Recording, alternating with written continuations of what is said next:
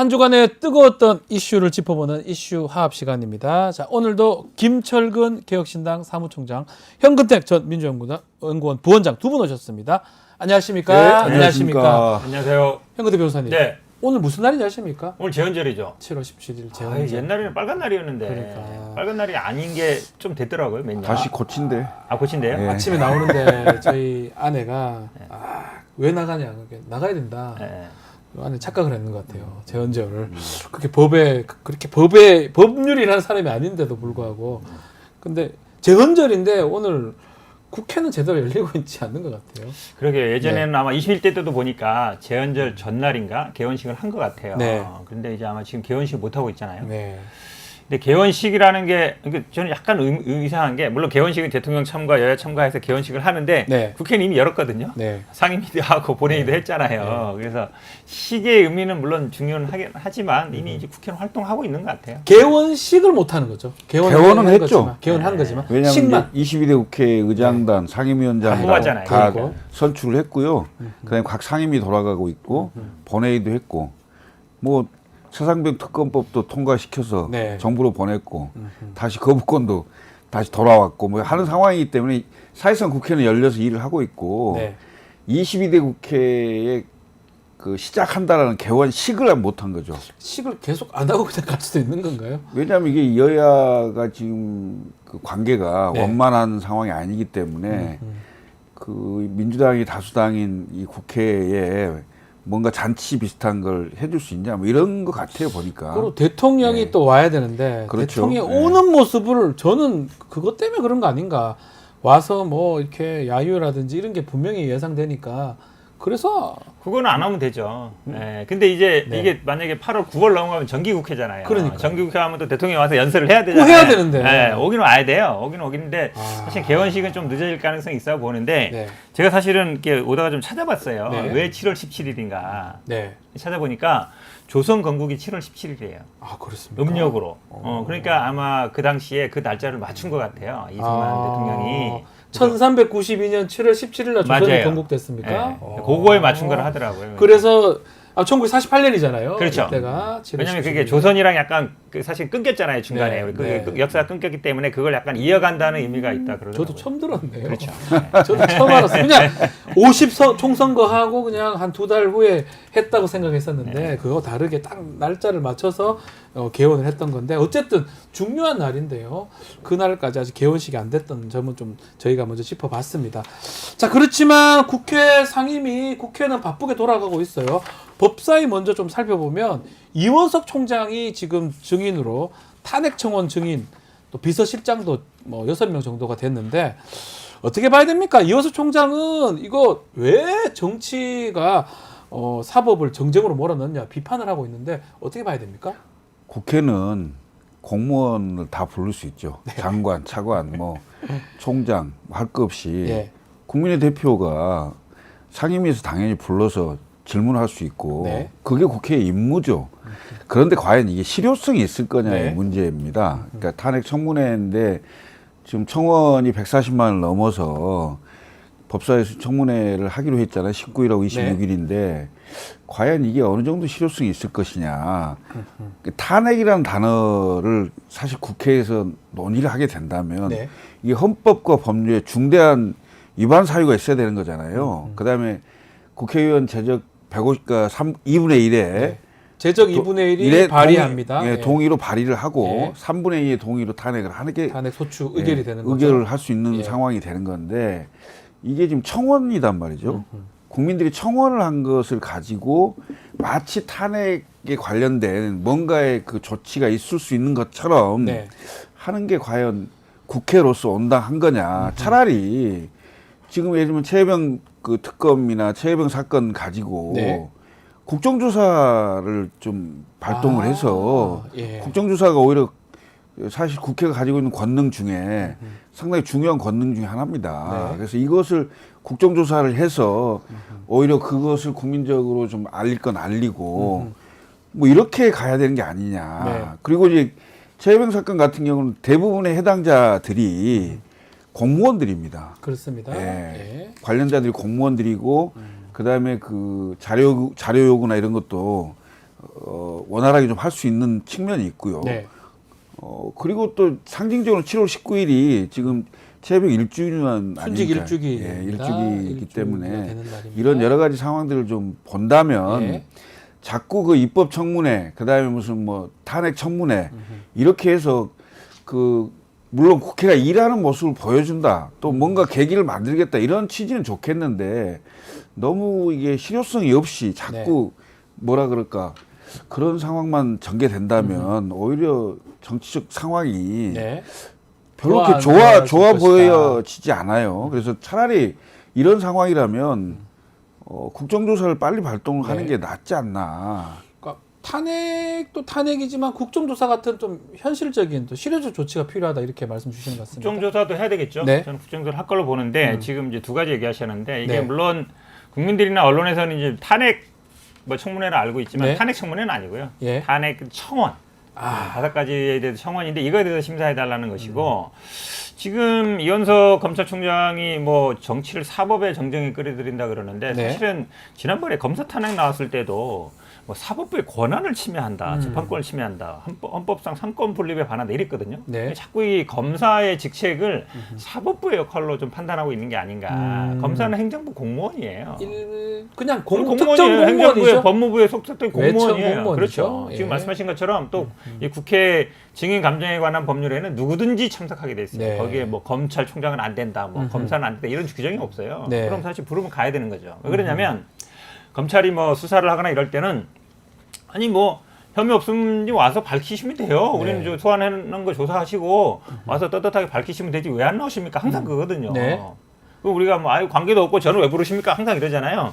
그러면 아니, 와서 밝히시면 돼요. 이래요. 네, 항상 네. 항상 그 얘기잖아요. 그러면 네. 국회가 부르면 그냥 가서 자기는 뭐 김건희 명품백 문제나 주가 조작 문제에 대해서 나는 법과 원칙에 따라 했다. 그 얘기하면 된다는 거죠. 하면 된다는 거예요. 그것 때문에 부르는 거잖아요. 왜 네. 소환 조사 안 하고 왜 안 부르느냐, 왜 처분을 안 하느냐 이 얘기 물어볼 거 아니에요. 뻔하잖아요. 네. 그럼 본인이 가장 좋아하는 법과 원칙에 따라 잘 하고 있습니다. 얘기하면 돼요. 그 얘기를 아마 제가 보기에 한 100번 해야 될 거예요. 네. 지금.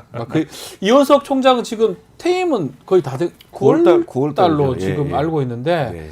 글쎄요 이게 그 퇴임 스케줄이 확정된 상황에서 이렇게 부른다. 또 본인 그런 얘기도 했더라고요. 탄핵 소추된 4명 검사 직접 변론해주겠다 이런 얘기도 하던데 어떻게 그러니까 보십니까? 검찰 입장에서는 네. 특히 이제 검찰의 수장이죠. 네. 검찰총장 입장에서는 지금 최근에 국회가 검사들을 탄핵을 했잖아요. 네. 근데 저는 이제 국회 상권 분립의 원칙에 따라서 국회 권능으로 탄핵할 수 있는 헌법에 규정은 있으니 네. 할 수 있다고 봐요. 예. 그런데 그게 과연 이게 정치적인 유불리나 여러 상황을 따졌을 때 민주당이 잘한 거냐? 이건 또 별개의 문제예요, 사실은. 잘한 거 아닐 수 있다 이 말씀이네요. 당연하죠. 왜냐하면 부패한 검사라는 게 확정이 돼서 정말 좀 문제 있다 하고 국민적 공분이 있었을 때는 당연히 탄핵이 할 수 있겠죠. 네. 그런데 이게 외피를 어떻게 썼냐면 이재명을 수사한 검사들 탄핵한 걸로 보인단 말이죠. 다른 그 정당한 사유가 잘 안 보여요. 네. 예, 그런 지점들에 대한 어찌 보면 검찰총장으로서의 불만 네. 또는 그 수사를 했던 검사들의 어떤 옹호 이런 것들이 좀 있을 수 있는 거겠죠. 물론 이제 임기를 이제 9월이면 그만두겠지만 네. 자기가 총장으로 있는 상황에서 검찰 전체 조직을 생각하지 않을 수 없는 그런 입장은 좀 있을 겁니다. 이원석 총장 입장을 예. 말씀 주셨는데 그 검사 탄핵 부분은 어떻게 봐야 됩니까? 이거를 그러니까 언론이나 뭐 지금 여당에서는 자꾸 뭐 야당 그 이재명 대표의 방탄이라고 방탄이라고 하는데 아니 사실 이재명 대표 기소는 다 됐어요. 지금 기소 안 된 게 남은 거는 이제 법인카드 쓴 것만 남았잖아요. 근데 방탄이 되려면 뭐 사법부 뭐 판사를 탄핵한다든지 그러면 뭐 말이 되는데 이미 기소가 다 됐어요. 그럼 만약에 검사 탄핵한다고 해서 뭐 검찰이 갑자기 뭐 공소 취소할 겁니까? 그게 아니잖아요. 그렇죠. 그렇게 본다 그러면 논리적으로 성립이 안 되는 것이고 사실은 그 네 분들의 얘기는 다 이재명 수사가 아니고 무슨 뭐 오빠 검사라든지 아니면 뭐 설사도 회의했다든지 있는 것 같고요. 예, 뭐 이런 네. 부분이 있어서 사실은 검사가 기본적으로 지금까지 보면 마음대로 할 수 있는 게 우리가 왜 정의의 여신상 뭐 이현석 총장도 정의의 여신상 얘기하는데 정의의 여신상에 보면 한 손에는 칼을 들고 한 손에는 저울을 들고 있잖아요. 네, 맞아요. 칼은 권력을 상징하고 저울은 공평성이거든요. 형평성이거든요. 저울이 보면 양쪽으로 딱 받게 돼 있단 말이죠. 그게 뭐냐면 형평성이 중요하다는 거예요. 법을 적용함에 있어서. 네. 근데 뭐 보시면 알겠지만 검찰총장 대통령이 나온 이후에 살아있는 권력 수사를 합니까? 무슨 재벌 수사를 합니까? 우리 사회에 힘 있는 사람 수사하는 적 하나도 본 적 없잖아요. 야당 인사만 수사하지. 근데 수사 과정에 문제점들이 있는 거예요. 그러면 만약에 예를 들어서 대검이 뭐 감찰을 적극적으로 한다든가 예전에 예, 그렇게도 예. 좀 했어요. 문제 있으면 징계도 하고 감찰도 했거든요. 대검이 직접 검찰 그러니까. 정화작용을 했으면 네. 그런 일은 없죠. 아. 근데 검사는 어떤 잘못을 해도 처벌도 안 받고 징계도 안 받는다. 그러니까 마지막 수단을 쓰는 거거든요. 네. 그다음에 저는 이 이원석 총장이 이 소추된 검사 변호를 해주겠다. 이 발언 자체가 네. 한마디로 얘기하면 나 변호사 개업할래 하는 거잖아요. 아, 맞잖아요. 그러네요. 예, 맞잖아요. 예, 변호사 예. 개업해야 변론 학과네요. 예, 예. 근데 우리 사회가 기본적으로 정관 예우를 좀 자제해야 된다 그러면서 기존에 계속 언론이나 뭐 변협 같은 데서 대법관, 헌법재판관, 법무부 장관, 네. 검찰총장 변호사 개업하지 마라. 좀 안 했으면 저는 제가 변호사라서 그런 게 아니고 네. 안 해도 되지 않나요? 이거에 대한 공감대가 어느 정도 있어요. 예. 사회에 있는데 이분은 나가자마자 나 변호사 할래. 이 생각하고 있는 거잖아요. 돈 벌고 싶다. 네. 그걸로 그래서 저는 보이죠. 예. 이게 사실 어느 정도 조금 분위기는 잡아가고 있었어요. 왜냐면 예전에 대법관 우리가 인사청문 할 때마다 각서 쓰라고 그랬거든요. 네. 서약서 나중에 변호사 안 한다. 쓴 사람들이 많아요. 예. 그래서 제가 보기에는 앞으로 검찰총장 인사청문회에도 반드시 이걸 아마 서약서를 받아야 될 것 같아요. 네. 그렇게 몰아가는 건 좀 너무 심하죠. 아니 왜냐면 이거는 네. 법조계에서는 아니, 오래된 왜냐면- 정의 아니, 공감대예요. 그건 알겠는데 예. 내가 검사를 옹호할 이유는 하나도 없지만 예. 사실은 그 국회가 예를 들면 상권 분립의 원칙에 따라서 뭐 탄핵도 할 수 있고 다 할 수 있다는 것을 보여주는 거 이런 건데 예를 들면 개별 검사들에 대해서 국민적 공분이 어느 정도 다 일어나야 되고 이건 반드시 문제가 있다라고 이게 얘기가 됐을 때 국회 탄핵하는 것을 누가 뭐라 그러겠습니까? 잘했다 그러겠죠. 그런데 검사 탄핵 4명을 가지고 국민들한테 물어보세요. 이건 이재명 대표를 건드렸기 때문에 이재명 대표 수사에 관련돼 있기 때문에 결국 보복한 거 아니냐. 이렇게 정치적 해석을 할 수 있다는 지점을 얘기하는 거고 검찰총장이 이 4사람의 검사에 대해서 옹호하고 싶은 마음을 표현한 거지 무슨 변호사 개업을 하겠다고 그 얘기를 아니, 하신 제 거예요. 말씀은 그러니까 변호사 네. 개업 방금 말씀하신 대로 장관회우 당연히 안 해야죠. 장관 하신 분들 총장 하신 분들 대부분 안 해요. 대법관들. 대법관 하신 분들도 안 하고 그렇게 하고 있죠. 안 하고 있는 건데 이 4명을 지금 총장 입장에서 만약에 내가 옷 벗고 옹호해주고 싶다는 취지의 말을 내가 변호사 개업하겠다 이렇게까지 아니. 모는 야, 것은 좀 문제가 그건 이제 있죠. 하나의 어폐이긴 한데 지금 사실은 그러니까 검찰총장이 지난번에 검사 탄핵 문제 나왔을 때 굉장히 이제 반발하면서 정치적이다, 뭐 사법부에 관여한다, 굉장히 반발했단 말이죠. 저는 만약에 이 검찰총장이 예를 들어서 김건희 여사 빨리 소환하겠다, 빨리 처분하겠다, 명품백 사건 처리하겠다라고 했으면 이런 얘기 안 해요. 기본적으로 형평성이 어긋난다고 본인은 뭐 말로는 뭐 법과 원칙에 따라 수백 번 외치고 하지만 이거 벌써 몇 년째예요. 우리는 진짜 말하기도 진짜 지겨울 정도인데 네. 그거에 대해서 검찰총장뿐만 아니라 예전 같으면 검사 누구라도 나와가지고 아이고 이거 왜 빨리 수사 안 합니까? 처분해야지 하는데 아무도 못해요. 그 그렇게 얘기. 아무도 안 하네요. 그 옛날에는 네. 말 그렇게 많이 하더만. 예전에는 뭐 대통령 뭐 친인척 뭐 한다 그러면 뭐 팔 들고 일어나고 뭐 뭐가 뭐 2%에 쓰고 막 그랬잖아요. 그런 사람 아무도 글도 없단 많이 쓰고 말이죠. 하더만. 그러니까 좋네. 그런 어떤 분위기를 저는 이원석 검찰총장이 그냥 상징하고 있다고 보는 거예요. 그러니까 검사 탄핵이 검사들에 대한 뭐 탄압이라고 생각하는데 네. 제가 국민들한테만 예를 들어서 지난번에 뭐 탄핵이나 이거 검사들이 예를 들어서 공평하게 수사하고 있는지 아까 저울 얘기했잖아요. 네. 저울이라는 게 결국은 형평성 있게 해야 된다는 얘기예요. 검찰 수사 공정합니까? 물어보면 제가 보기에 압도적인 다수가 국민들이 공평하지 않다라고 대답할 거라고 봐요. 자, 뭐 이번에 그러면 7월 19일 날 청문회는 열릴 건데 뭐 파행이 될 것 같습니까? 어떻게 좀 잘 진행이 될 것 같습니까? 글쎄 국민의힘이 일단 우선 참여할지 여부가 예, 그것까지 결정 난게 없는 것 그다음에 같고요. 증인으로 채택된 예. 분들 네, 나오겠어요? 안 나올 정진석 가능성도 상당히 비서실장 높죠. 비롯해서? 왜냐면 청와대는 이미 그러니까 대통령실 입장이 나왔잖아요. 예, 예. 위헌이다라고 뭐 위헌이라고 얘기를 했기 했습니다. 때문에 예. 그런 위헌적인 법사위 활동에 대해서 나올 가능성이 낮아졌다 이렇게 네. 보여지는데요. 저는 글쎄요, 그걸 뭐 위헌이라고 규정하고 그 지금 국회가 국회법 해석을 다 해서 청문회를 개최를 했을 거고 그에 따라서 증인도 채택했을 건데 네. 지켜줄 건 지켜주고 예. 나와서 할 말을 하면 되는 거 아닌가요? 국민의힘도 나와야 된다 이렇게 보시는 거군요. 오히려 예를 들면 예. 국민의힘이 안 나오잖아요. 지난번 입법청문회처럼 부드럽던데요. 일방적으로 네. 흘러가서 오히려 나온 증인들이 횡설수설하거나 네. 말이 논리적으로 잘 맞지 않거나 갑자기 이상한 말을 하거나 그렇죠. 이렇게 되면 훨씬 더 상황이 안 좋아질 수도 있는 건데 이른바 국회 전략 측면에서 본다면 이 청문회 있잖아요. 네. 그냥 우습게 보고 아이 폄하하고 안 해버리고 이렇게 된다고 될 문제가 아니거든요. 그러니까 이종호 씨 그 이제 그렇죠. 키맨입니다. 나온다고 본인 얘기했어요. 이종호 전 대표가 나온다고 보기 때문에 저는 국민의힘도 나올 거라고 나와야 될 것 그렇죠. 같은데요. 왜냐하면 지금 말씀하신 것처럼 지난번에 입부청문회 때 안 나와서 그냥 야당이 혼자 하고 증인들은 또 뭐 쩔쩔매고 이러니까 그렇죠. 이럴 거면 우리 빨리 등원해서 가야 되겠다. 그래서 하면서 또 법사위 들었던 측면도 있는 나온 거잖아요. 거거든요. 네. 그러니까 제가 보기에는 나올 것 같아요. 나올 왜냐하면 것이다.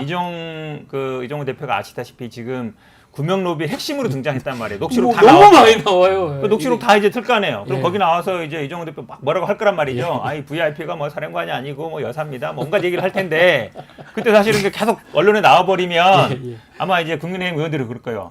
들어갈 걸 이럴 거네요. 네. 그럼 제가 보기 들어올 것 같고 자꾸 지금 대통령실에서 뭐 위헌이라 그러는데 우리가 위헌 그러면 네.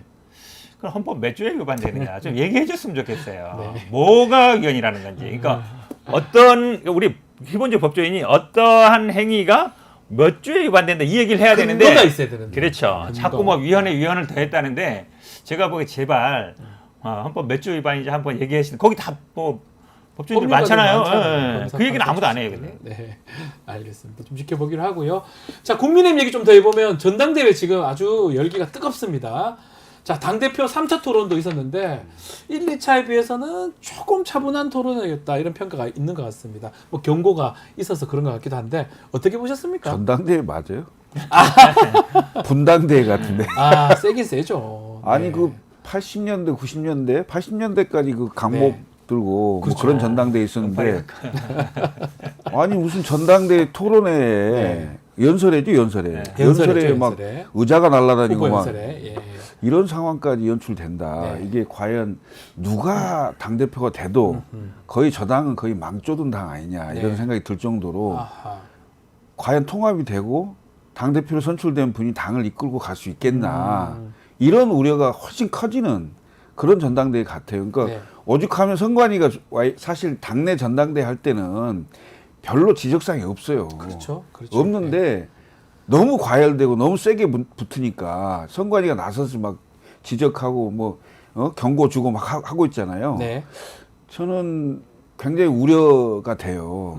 과연 이게 정부 여당이잖아요. 여당이 여당답게 국정 운영을 한 축으로서 역할을 담당할 수 있을런지 정말 저는 전당대회 끝나고 저 당내 완전히 뭐 지지고 볶고 싸우다가 자멸하지 않을까 아하. 이런 생각이 들어요. 그래서 예. 분당대회다 이런 예. 얘기도 자꾸 하는 것 같은데 자, 뭐 3차 토론회까지 어떻게 보셨습니까? 저도 후보들? 예. 비슷하게 봐요. 왜냐하면 사실은 이 폭력 사태가 벌어진 다음에 네. 그 후보들의 첫 번째 메시지가 굉장히 중요하거든요. 네. 그럼 대부분의 좀 의식이 있거나 정치하시는 분들은 지지자들한테 이러면 안 됩니다. 우리 상대방을 비난하지 말고 이런 행동을 자제해야 됩니다라고 메시지가 나와야 돼요. 그렇죠. 근데 그렇게 안 나오고 저쪽에서 먼저 했어요. 이렇게 쉽게 얘기하면 우리 저작거리에서 싸울 때 네. 가면 막 하면 이게 하지 마세요. 말리면 저 사람이 먼저 저 사람 때렸어요. 뭐 잘못했어요. 이렇게 얘기하거든요. 네. 그거랑 똑같은 거예요. 저쪽에서 먼저 도발했어요. 우리가 말렸어요. 막 이렇게 나오는데 그거 보고 저도 지금 말씀처럼 이게 쉽게 잘 안 끝나겠다 이 생각이 들어요.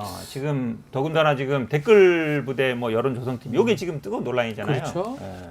근데 이 부분이 뭐 아시겠지만 한동훈이 그 중앙지검 3차장 할 때 국정원 댓글 수사를 했었거든요. 네, 본인이 했던 거예요. 그렇죠. 그때 국정원법, 뭐 직권남용, 공직선거법, 가장 기본적으로는 업무방해 이런 네. 거 다 이제 걸었었는데 그거에 대해서 해당될 수 있는 사안이에요. 만약에 본인이 진짜 돈 안 갖다 하더라도 운영했다 해도 문제되는 거 아닌가요? 그렇죠. 지금 이제 한동훈 장관이 변명을 뭐라 그러냐면 법무부 자원을 이용하지 않았고 돈을 줬다는 것은 명예훼손이다 이러는데 잘 보시면 장해찬 그 전 최고위 뭐라 그랬냐면 네. 법무부라 그러지 않고 전현직 공무원이라고 했어요. 이것도 참. 좀 다르잖아요. 그죠? 예, 그다음에 다르네요. 돈을 줬다라는 말은 장해찬 최고도 안 했어요. 조직이 있었고 거기에 어쨌든 보고를 했다 그랬잖아요. 네, 네, 네. 그러니까 돈이 그럼 만약에 예를 들어서 한동훈 화법에 의하면 그럼 돈 안 줬으면 다른 거 줬나? 뭐 이런 생각이 드는 거예요. 왜냐면 법무부 요것만 얘기하잖아요. 네. 그러면 장해찬 전 최고가 고발해라 막 이러잖아요. 계속 왜다 AI까지 고발하면서 나를 고발 안 하냐. 한동훈 장관 아시잖아요. 뭔만 하면 바로 고발하고 네. 바로 고발하는 스타일인데 왜 고발 안 한단 말이에요. 장해찬이 무서운 겁니까? 내가 보면 뭐가 있는 것 같아. 그러니까. 그 장해찬이 그 전직 그 최고위원이었고, 그렇죠. 그다음에 상당히 정보에 가까운 위치에 있던 사람인데, 더군다나 그때는 같은 편이었을 거니까. 그렇죠. 본인이 그 소속원이라고 네. 그랬잖아요. 같은 편이었을 거니까 굉장히 많은 얘기들을 주고받았을 거고, 네. 많은 메시지를 주고받았을 거예요. 그게 근거로 남아있을 거라는 거죠. 예? 그 다음에 심지어는, 이준석 좀 공격해주라. 대리 공격, 요청하고. 예, 그런 것도 뭐 있어요. 이런 것까지 나오는 상황이어서 내가 이 해명한 걸 이렇게 방금 말씀하신 대로 들어보니까 뭐가 없다가 아니에요. 이렇게 아니고 이렇게 아니고 이렇게 아니고 이건데 그럼 결국 뭐가 있다는 얘기야. 한동훈 예? 후보 항상 그 법무부 장관 시절도 그렇고 예. 그거만 딱딱딱 빠져나가는 네. 해명이 좀 내가 있거든요. 이런 상황이면 예. 우리 아까 말씀드렸듯이 국정원 댓글 사건도 있었고 네. 드루킹 사건도 드루킹하고 똑같아요. 있었고 김경수 전 지사. 하는 거기 때문에 이거는 형사처벌 가능성이 높은 상황이에요. 네. 이 문제는 이건 민주주의의 공적이거든요. 네. 여론 조작 아닙니까? 그렇죠. 예. 이건 있을 수 없는 일이거든요. 그 한동훈 장관의 스타일이 보면 딱 우리가 이게 너무 눈에 보여요. 네. 그러니까 뭐 댓글팀에 그 계정이 24개 있었고 뭐 그 6만 개 댓글 단 거 아닙니까? 이러니까 뭐 민주당은 드루킹 민주당 논리로 비판하십니까? 그렇죠. 민주당은 드루킹으로 처벌받은 정당입니다. 그게 무슨 말이에요? 아무 상관없이 그거 24개 계정이 있고 6만 개 댓글을 달았냐 안 달았냐 그게 당신과 답을 관계가 해야 있냐 이 되는데. 얘기를 하면 되는데 네. 뭐 민주당 논리로 나를 비판하세요. 화법이 항상 그래요. 그래서 항상 그래 예전에도 화법이. 보면. 예. 그래서 사실은 이 장해찬 전 최고가 본인도 그 팀에 속해 있었다 그랬잖아요. 네. 그럼 제가 보기에 고발 안 하면 어떻게 생각하냐는 말씀처럼 뭔가 있는 것도 있지만 더 자극하지 말아야 되겠다. 네. 고발하면 장해찬 최고가 더 확실한 거 터뜨리면 어떡하지? 뭐 그렇게 걱정하고 있는 걸로 딱 보이잖아요. 네. 너무 눈에 보여요, 제가 보기에. 어쨌든 한동훈 후보가 좀 앞서는 모양새긴 합니다. 이렇게 공격이 되더라도 이게 3대1 상황 같은데 계속 이렇게 한동훈 후보가 앞서가고 이길까요? 뭐 후보 단일화 얘기도 나경원 원희룡 얘기 있는 것 제가 같긴 한데. 비윤과 친윤 두 의원께 네. 취재를 좀 해봤어요. 네, 네, 네. 근데 친윤 후보, 그러니까 의원, 예. 그분도 상당히 전당대회에 밝은 분인데 이렇게 얘기하더라고요. 어떻습니까? 했더니 좀 밀린다 이래서 제가 수도권에서 밀립니까? 이렇게 물어봤더니 아니요, 영남에서 좀 밀립니다. 네.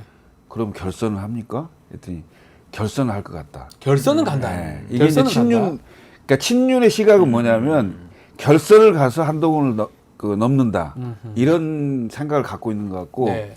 이게 비윤 그 의원 얘기를 들어봤더니 네. 비윤 의원은 이 의원들 당원들 사이의 바람이 상당하다. 그래서 의원들의 이른바 오더가 잘 안 먹힐 가능성이 있다. 그래서 실제 1차에 끝날 가능성도 배제할 수 없다. 이렇게 얘기를 하더라고요. 그래서 네. 이건 비윤 의원들의 네. 희망 섞인 희망 상황일 수도 있다. 그러니까 시각이 완전히 상반되는데 제가 봤을 때는 글쎄요, 45% 이상으로 예를 들면 1차가 그러니까 한동훈이 1등 한다. 네. 그러면 한동훈이 될 가능성이 높고 예. 45 이하로 1등을 한다. 단일화 되는 겁니다. 그러면? 한다 그러면 단일화를 사전에 할 이유는 없겠죠. 하고 나서 해도 돼요. 왜냐하면 결선 투표가 있으니까. 네. 어차피 2등 싸움을 세게 할 거고 그래야 1등으로 가는 표를 막을 거 아닙니까? 네. 예, 그런 상황이 되면 결국은 나중에 2, 3등이